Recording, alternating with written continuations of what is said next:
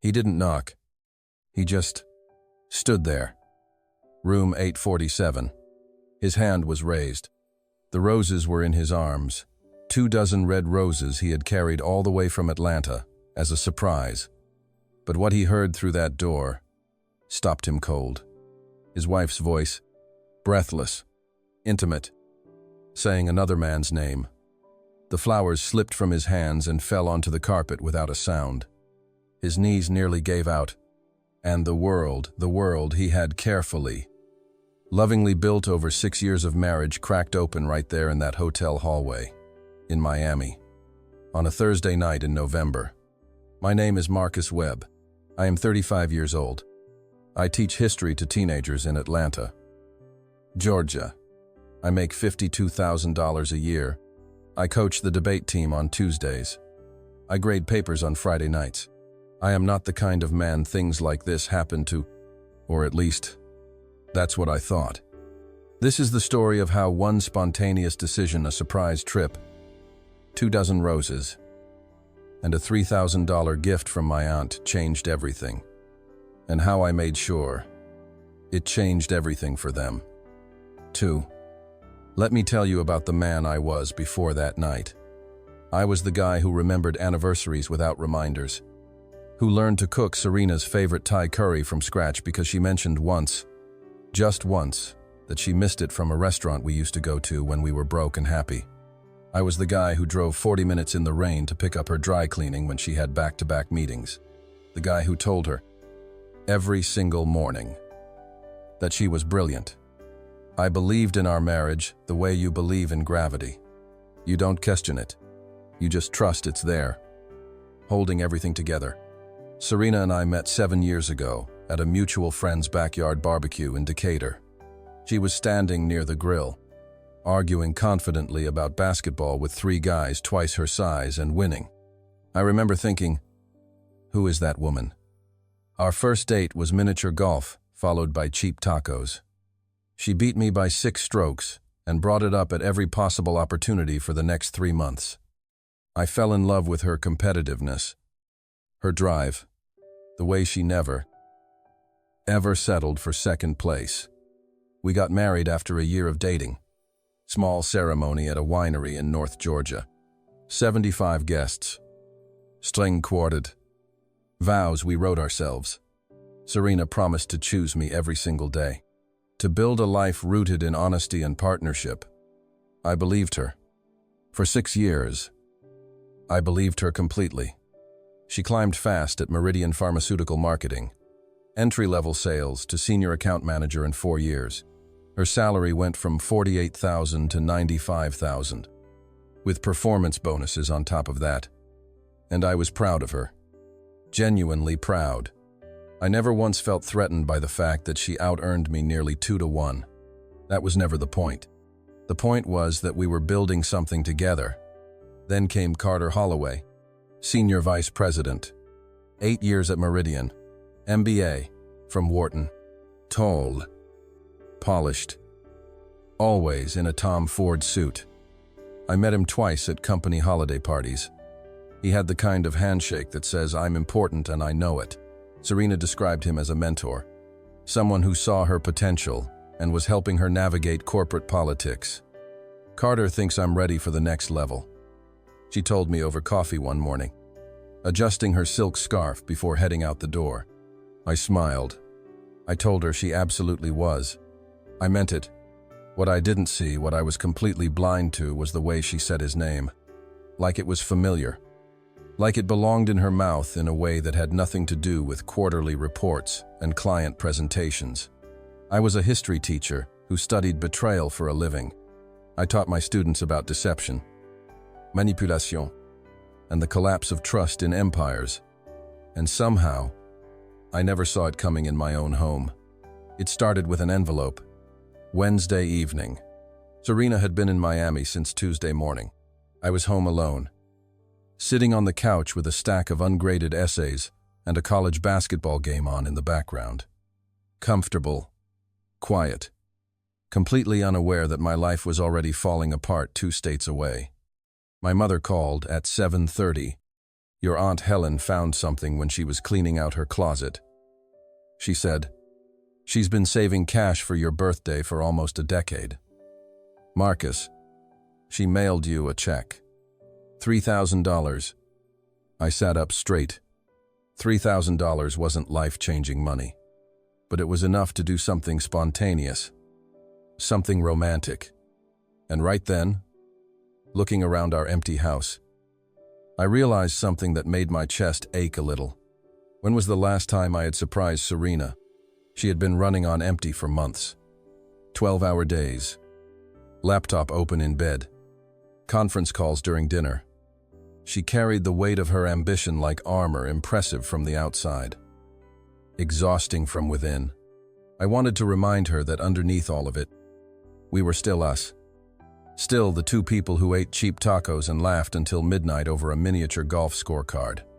I spent an hour on my phone, found a Delta flight leaving Thursday at 2:15, arriving Miami at 6:47. Round trip, $387. Booked it without thinking twice.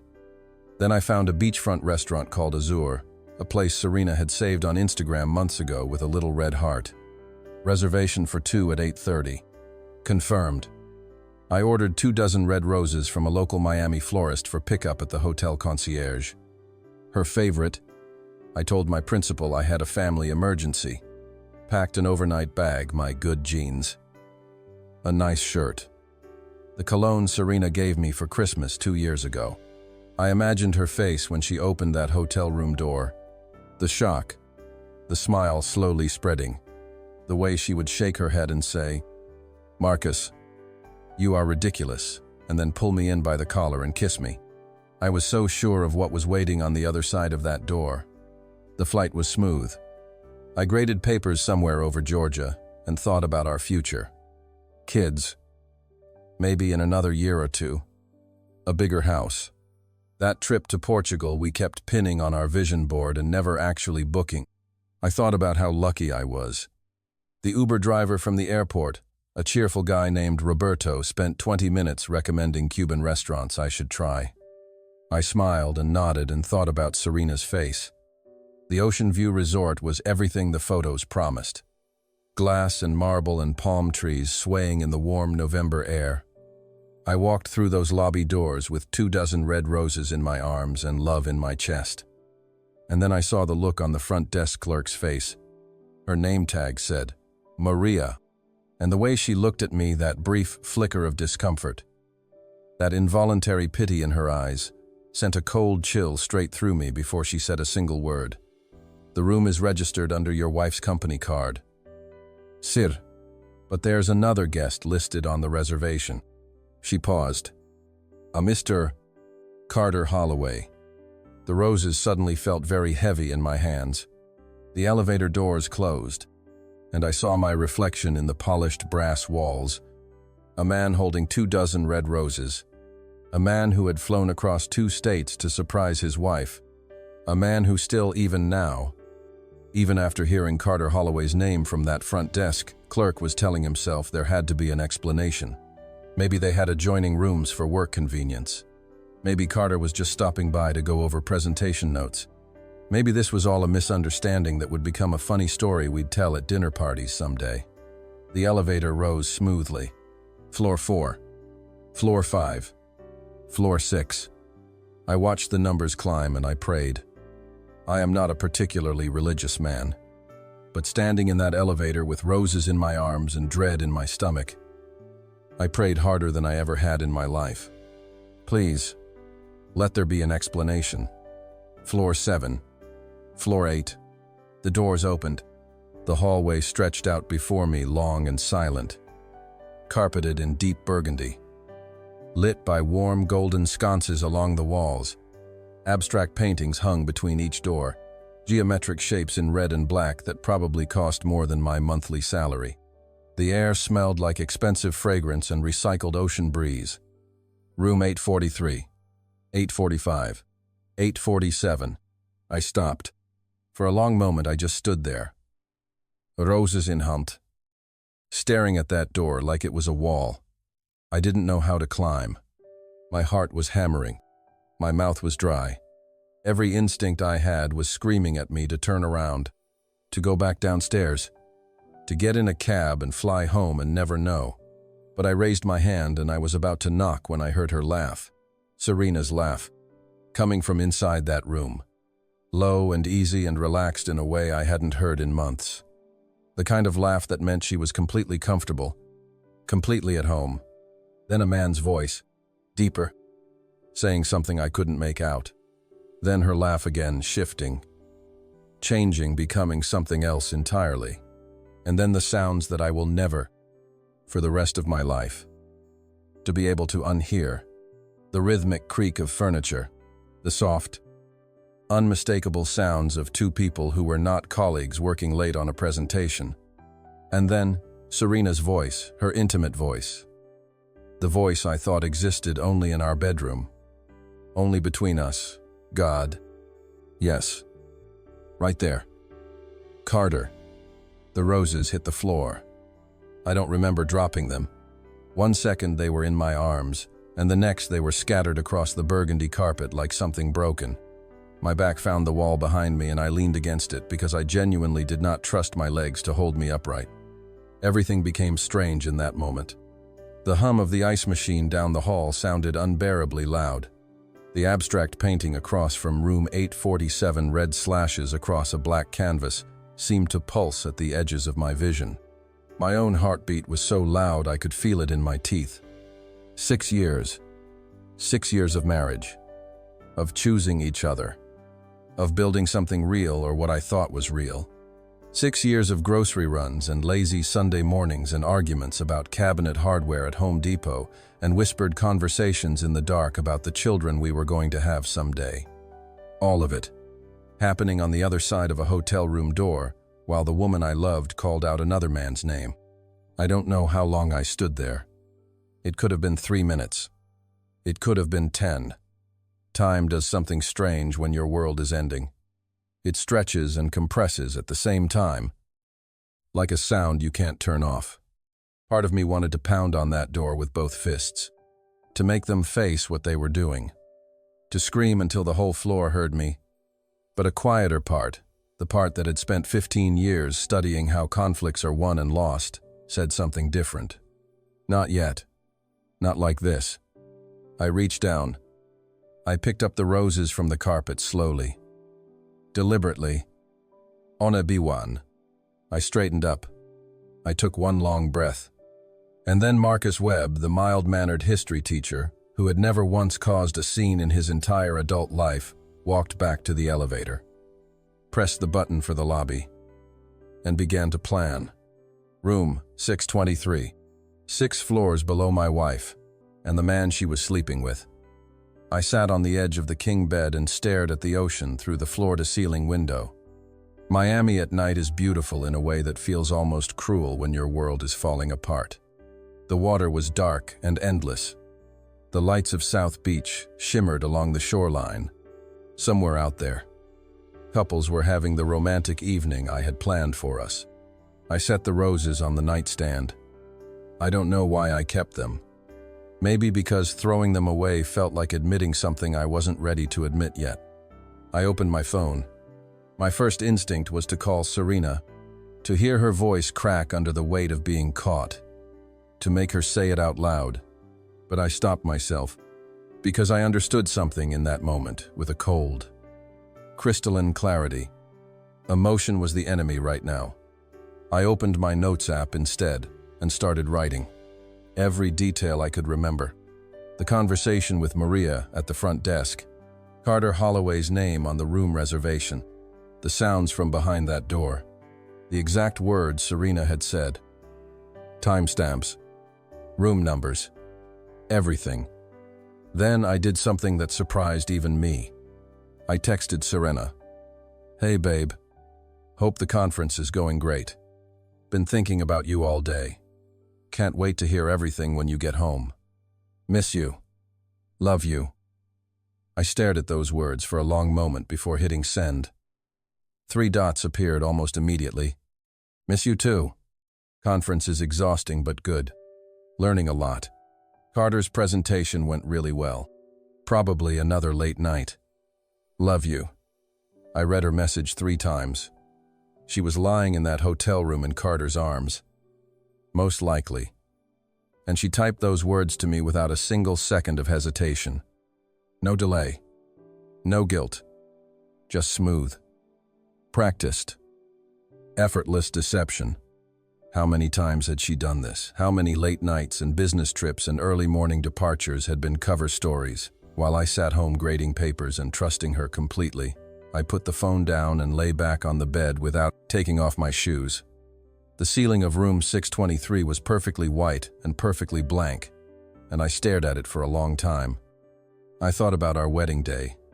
Serena in a simple white dress, standing in the North Georgia sun, reading vows she had written by hand on cream-colored notepaper. Her voice had been steady. Her eyes had been full. She had meant it, or she had made me believe she meant it. And I had held on to those words like something sacred for 6 years. I will choose you every day. At midnight, I ordered a burger from room service that I barely touched.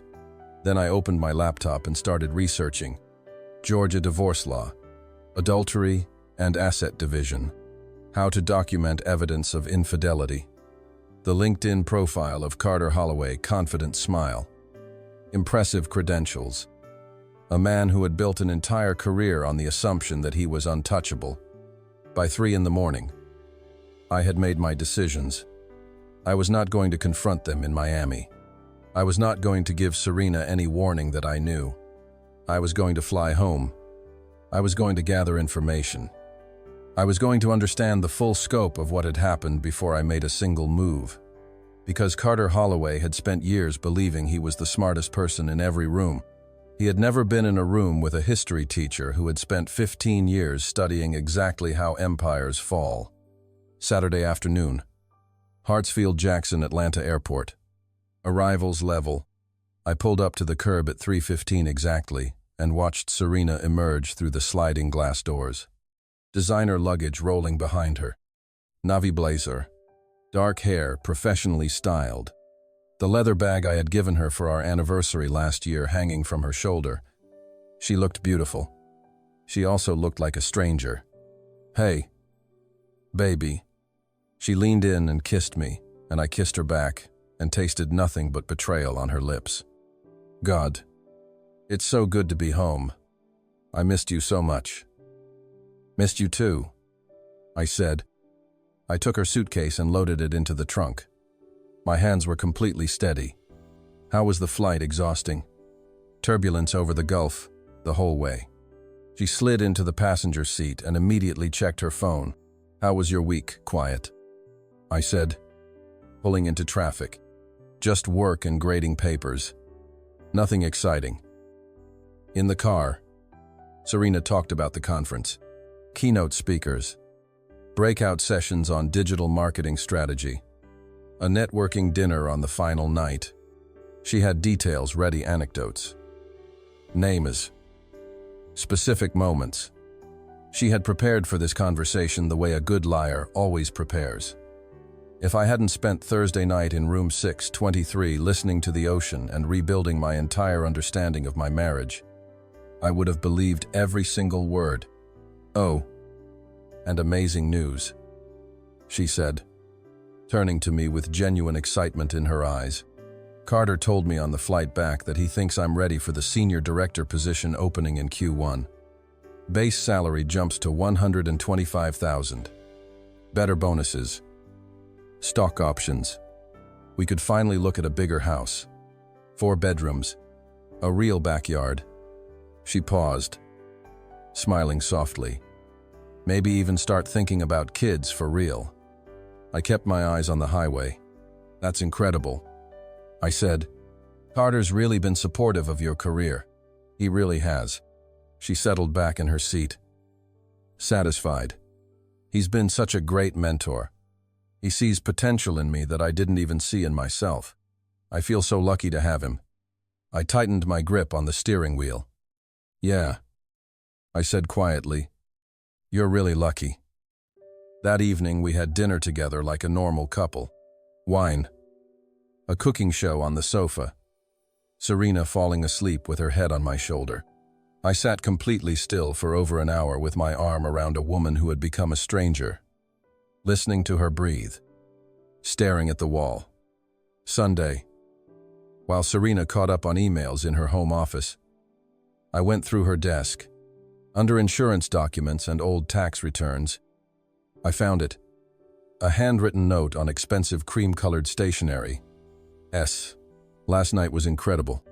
I can't stop thinking about you. I know we have to be careful. But God, I wish I could wake up next to you every morning. Same time next month. We can try that place you mentioned. See. Dated 4 months ago. July. They had been doing this since at least July. Possibly longer. That meant Serena had been lying to me for at least a third of our entire marriage. She had looked me in the eyes every single morning. She had slept in our bed every single night.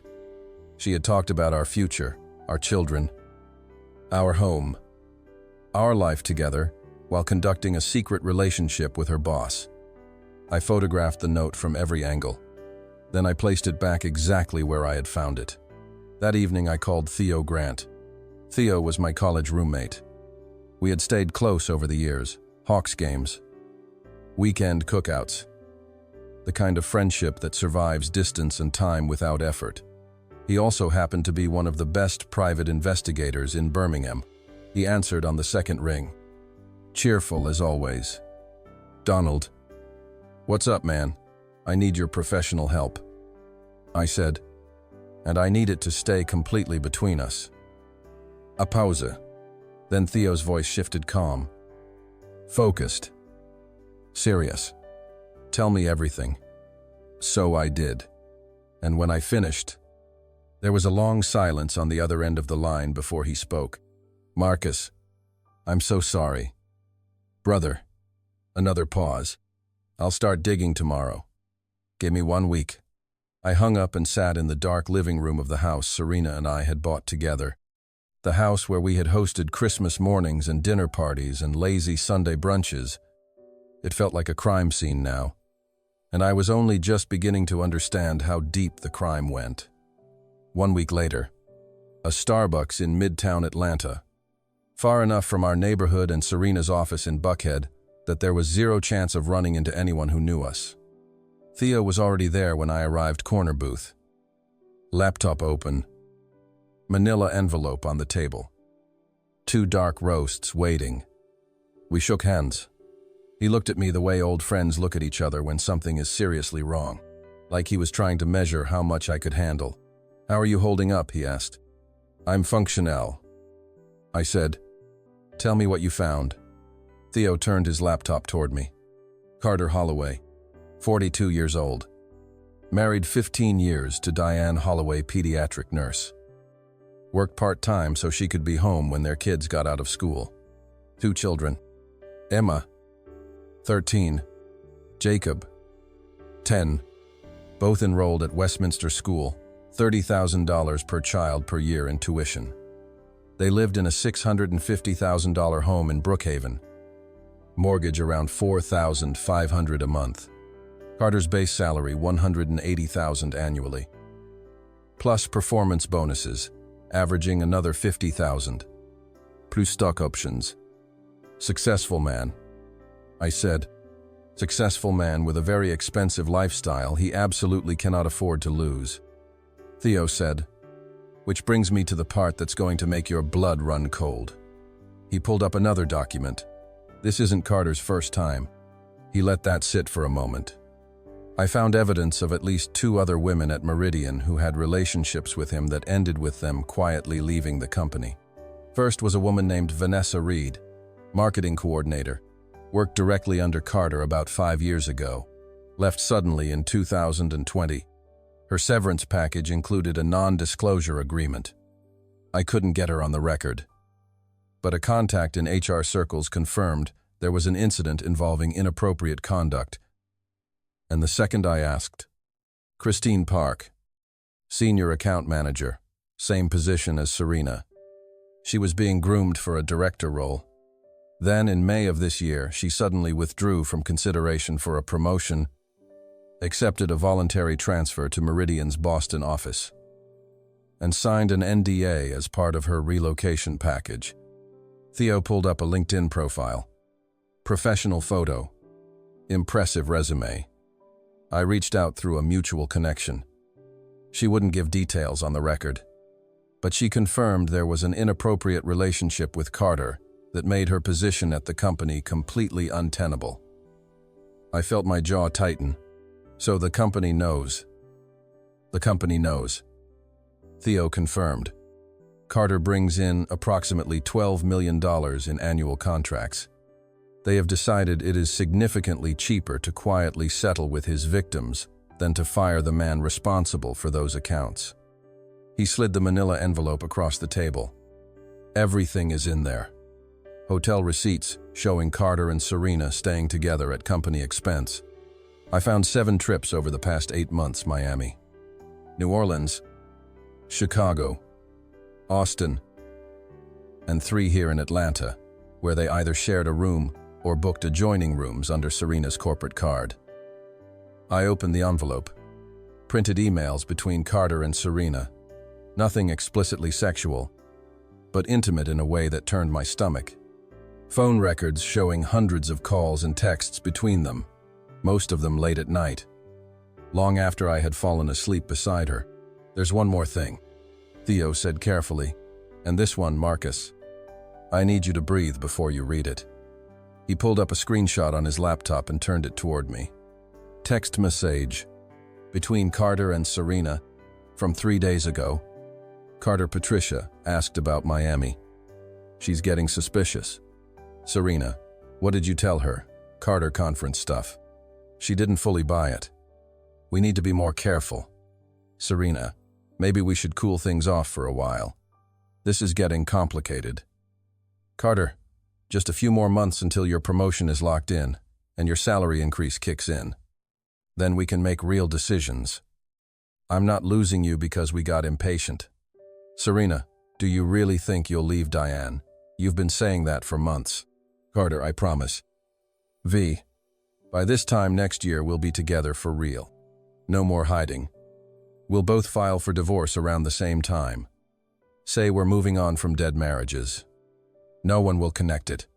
Serena: I hope you mean that, because I can't keep lying to Marcus forever. He's a good man. He doesn't deserve this. Carter: then end it. Tell him you want a divorce. You don't need to mention us. Serena: I can't. Not yet. If I file now, we split everything 50-50. Maybe worse. Better to wait until after the promotion. After I've moved some money around, then I'll have more leverage. Carter: smart thinking. That's my girl. I read the messages twice. Then I set the laptop down very carefully on the table and stared at the wall behind Theo's head for a long moment. This was not a moment of weakness. This was not a mistake that had spiraled out of control. This was a deliberate, coordinated plan to financially destroy me. Serena had looked me in the eyes every single morning for 8 months. She had said, "I love you," every single night. And the entire time, she and Carter had been calmly, methodically plotting to take everything I had worked for and leave me with as little as possible. Marcus. Theo's voice was quiet. What do you want to do? I looked at him across that corner table in the Starbucks in Midtown Atlanta on a Monday afternoon in late November. And for the first time since Miami, I felt something other than grief. I felt completely, utterly, ice-cold fury. And then, just as quickly, I felt it settle, harden, transform into something far more useful than rage. I want option 3. I said. Theo nodded slowly, like he had known all along that was where this was going. Then let's get to work. Monday morning arrived cold and quiet. I was awake at 5:30, lying on my side of the bed, staring at the ceiling, listening to Serena breathe beside me. Peaceful, unbothered. The sleep of someone who believed they had gotten away with everything. I slipped out of bed without making a sound. Downstairs, I made coffee and stood at the kitchen window watching the sky shift from black to deep blue. I reviewed the timeline in my head one final time. Every piece, every player, every domino, and exactly where I had positioned it to fall. At 6:47, my phone buzzed. Diana Cross, my attorney. Vanessa Reed files her EEOC complaint at 9 a.m. Her lawyer has formally notified Meridian's legal department that she considers her NDA void due to the company's continued pattern of harassment. We have everything we need. At 7:03, Theo, Diane Holloway responded to your email. She wants to meet today. She sounds devastated but determined. Brace yourself. She's not the kind of woman who forgives quietly. At 7:15, Diana again. Divorce papers are ready. Process server will deliver them to Serena at her office at 10 a.m. I've also sent our complete evidence package to Meridian's board of directors, their general counsel, and their head of HR. They'll have it by 9. The package includes everything: hotel receipts, phone records, text message, the full pattern of Carter's behavior. They will have absolutely no choice but to act. At 7:22, Theo one more time. Krista Yang from the Atlanta Business Chronicle has everything. Story goes live online at noon. Print edition Thursday, with full detail. I set my phone face down on the counter. The machinery was in motion. No turning back. Serena came downstairs at 7:30 in her power outfit charcoal suit. Crimson blouse. Heels that meant she had important meetings. She poured coffee and immediately checked her phone, frowning slightly at something on the screen. "Everything okay?" I asked. "Weird email from Vanessa Reed," she murmured. Scrolling. Something about filing a workplace complaint. Carter forwarded it to the whole leadership team asking if anyone knows what she's talking about. She shook her head dismissively. Vanessa always struggled with the pressure of the role. She transferred to Boston, and now she wants to blame everyone else for her own failures. It's honestly pathetic. I said nothing. In a few hours, Serena would understand exactly what Vanessa Reed was made of. She kissed me goodbye quick, distracted, already somewhere else in her mind, and walked out the door. I watched her white BMW disappear down the tree-lined street. Then I sat down at the kitchen table and sent 3 emails from an anonymous account. The first, to Diane Holloway. Everything. Hotel receipts, phone records, screenshots of Carter promising to leave her, the text messages where he coached Serena to hide assets before filing for divorce. Every piece of documentation Theo had gathered. I ended it simply, "I am deeply sorry to be the one telling you this. You deserve the truth." The second, to Meridian Pharmaceuticals CEO. From Diana Cross's law office. Formal notification of documented sexual harassment spanning 7 years. Carter's pattern of behavior. The company's repeated decision to protect him through NDAs and forced departures. A clear statement of legal liability. A demand for immediate action. The third, to 3 investigative journalists. 1 paragraph. Evidence of systematic abuse of power at a major pharmaceutical marketing firm. An invitation to investigate. A promise of full documentation to anyone who responded. Then Marcus Webb drove to school and taught his first period class. American history. The civil rights movement. Rosa Parks. The Montgomery bus boycott. The thing about strategic resistance. I told my students that morning is that it requires patience and planning above everything else. Rosa Parks didn't spontaneously decide to stay in her seat. That moment was the result of careful, deliberate organization by people who understood that the right action at the right time is worth more than 1,000 impulsive reactions. My 17-year-old students debated the merits of peaceful resistance versus direct confrontation. They had no idea their teacher was currently watching his own carefully planned revolution unfold in real time. At 9:23, during my planning period, my phone rang. Diane Holloway. I stepped into the empty hallway and answered, "Mr. Webb." Her voice was controlled, tight, every word measured with enormous effort. "I received your email. I need to know this is real. I need to know you're not someone trying to hurt my family for reasons I don't understand. I understand why you'd question that, I said quietly, but it's real. Mrs. Holloway. I heard them together in a Miami hotel room. I have text messages where Carter promises to leave you, where he coaches my wife on how to hide assets before she divorces me. I would not contact you if I wasn't completely certain. Silence. Then a long, shaking breath. How long, she asked. At least 8 months. Possibly longer. 8 months. She repeated it like she was trying to understand a word in a foreign language. We've been married for 15 years. We have 2 children. Emma just turned 13. Jacob is teen. Her voice cracked completely for just a moment, one single fracture in an otherwise composed exterior. I trusted him. Every single trip. Every late night. Every conference. I never once questioned. Neither did I. I said, we talked for 11 minutes. By the end of it, Diane Holloway's voice had shifted from shattered to something harder.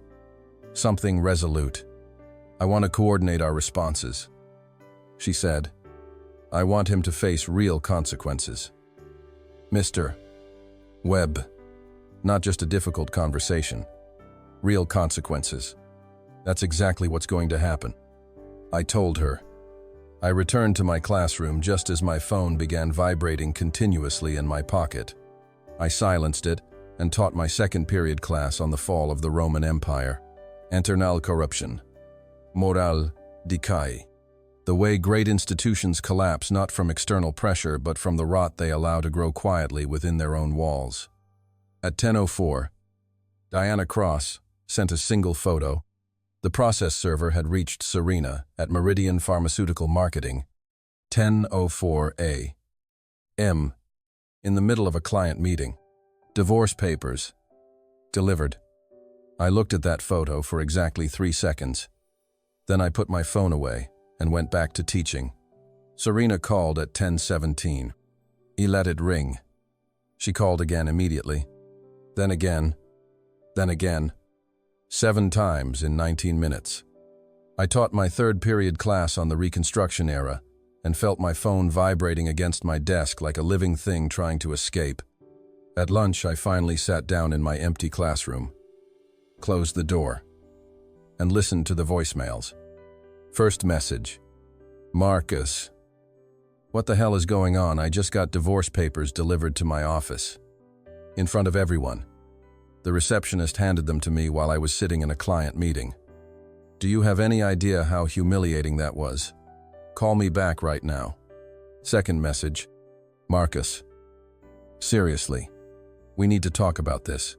If you're upset about something, we should discuss it like adults, not through lawyers and public humiliation. Please just call me back. Third message. Her voice slightly higher now, a hairline fracture beginning to form. Okay. I'm starting to get really worried. Is this some kind of mistake? Did something happen? Please just call me and tell me what's going on. Fourth message. The fracture widening. Carter's been suspended.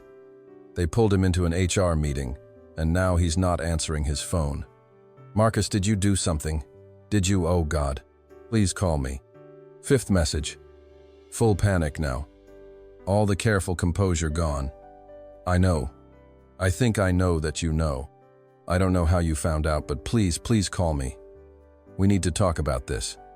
I can explain everything. It's not what you think. Marcus. Please. Sixth message.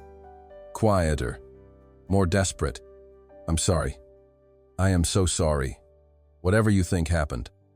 I can explain. It was a mistake. It doesn't mean anything. Please don't throw away 6 years of marriage over this. We can work through it. We can go to counseling. Please just talk to me. Seventh message. She was crying now. Fully. Completely crying.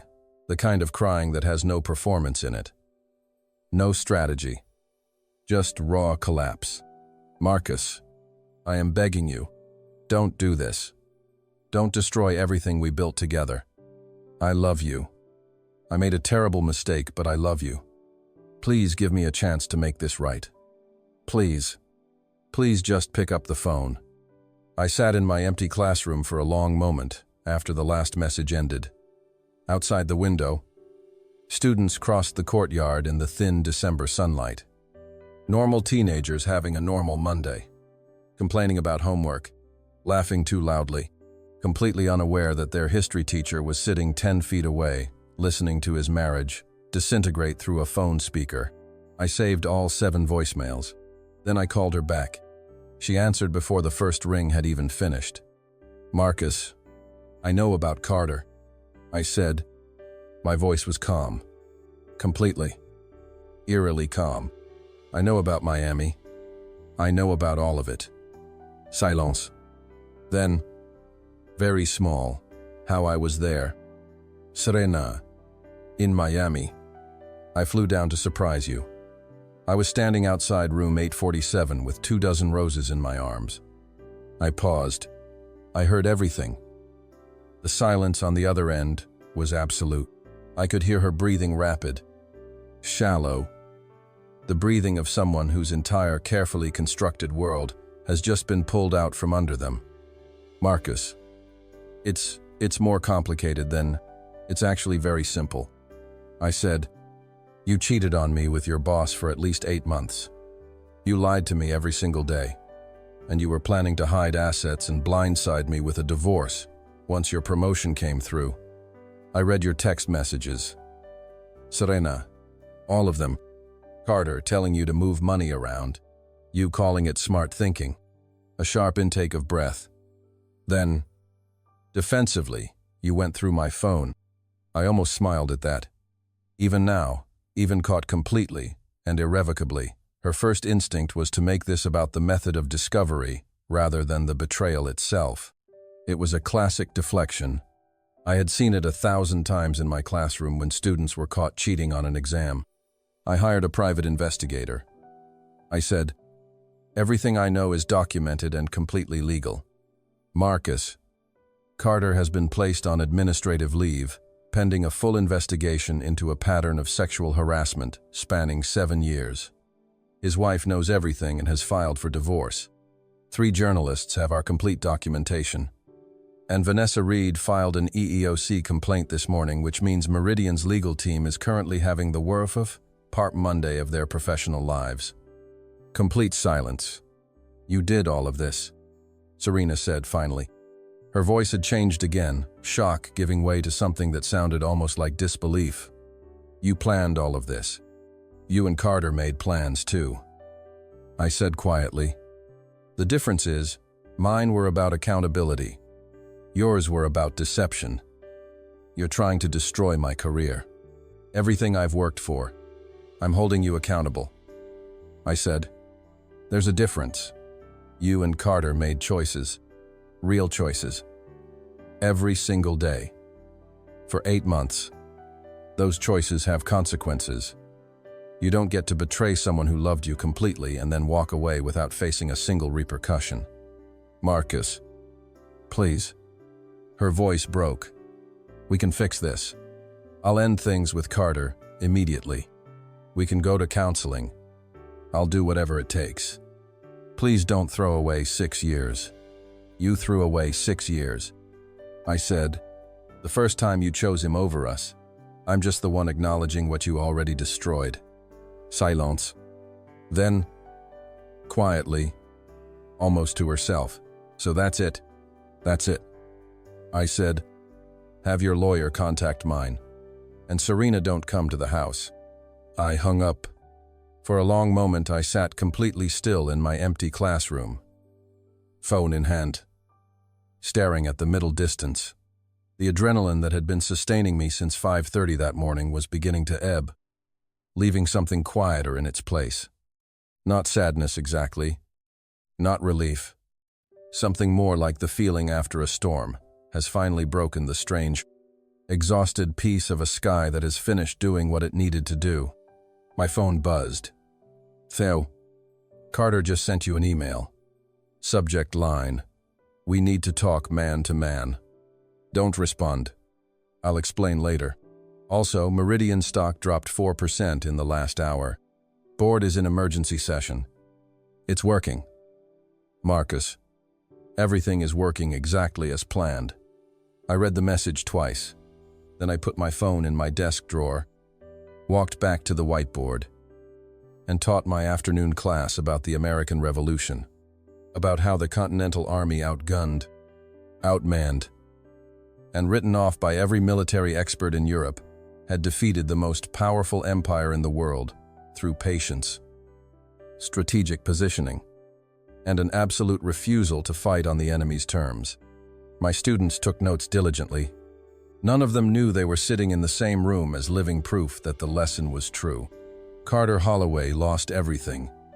His job, his marriage, his reputation, his children every other weekend. Supervised.